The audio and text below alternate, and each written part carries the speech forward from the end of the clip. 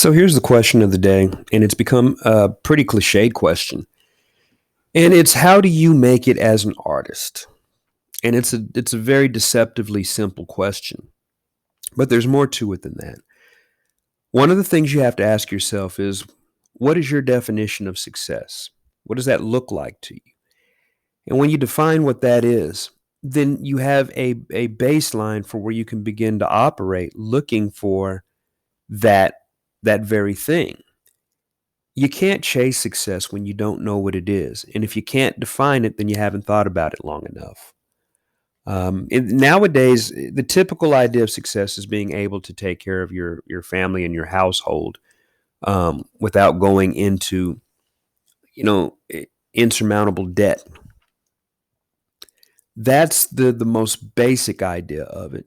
But I think what people may want to consider that are artists and creatives is a multi-tier way of looking at it. You have how do you make it as an artist as far as making work? There's some artists that just they fail to launch because they don't have the work. Um, I would strongly advise, the emerging artists to set certain goals that have their own metric for success, and have their own metric for making it. There's a couple of areas that I've made it that I just didn't think about because um, I was so hell bent on the monetary lack of accomplishment. But when I look back at it, did I really put myself in a position for monetary success? I didn't. I was chasing fame. I assumed that I had made it when everybody knew who I was. Well, mission accomplished. Um, in my state, I'm I'm a pretty prominent artist, and there's no question as to who I am and what I do. But I focused on certain things and I became successful at them. And now that I'm looking back, they are mission accomplished in four or five different areas that I was striving to quote unquote make it in. Now in this, in the 11th hour, I'm looking at what does that mean to be successful personally, monetarily. And I think most artists that sell their work ultimately end up here. Defining your success is the first step in achieving your success. If your success is always defined by this ever moving goalpost, then you never make it there. Get very precise in what you consider success, and then you can define making it. Um, Dollar wise, what does that look like? How much money would you need to and also what are the tools at your disposal so that you don't have to leave the realm of artists and work these 9 to 5s that take up so much of your time that could be spent creating and manufacturing and building the work that you want to represent you and that you want to give you the best possible chance of helping you meet that defined metric of making it and of arrival. Um, the plan. The plan is the first part. If you don't have a plan, then you can't make it. You cannot do anything without a plan. And I'm learning plans that apply to me. And I had to get over the selfishness that I felt. I felt very selfish for turning and focusing on my own artistic career outside of helping other artists because that's what I built my career off of. I built a career off of helping other artists find those avenues to bring them into a different, realm that could help as far as their own personal growth. I had a vested interest in my art community.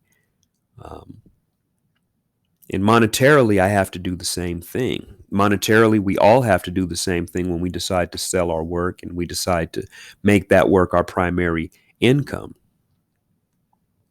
So the definition of who you are as an artist should also be applied to the definition of what you project to make as an artist.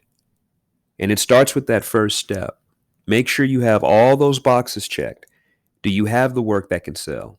Check.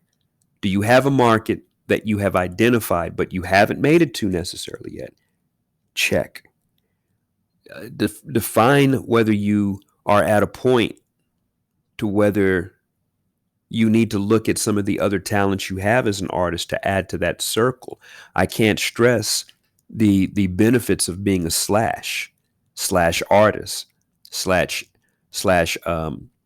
social media person slash digital artist slash whatever you may be, because all of those talents can work in tandem with one another, or they can work individually. You can use those talents to augment what you're doing. You can use those talents to build you a an income web to where something is always generating something. And that seems to be the model for the day. And that seems to be the best way that a non-heralded artist who has no ties to some of these blue chip galleries, and you're out there and you're on your own, that would probably be the best way to make it, is to really increase your revenue streams through your work.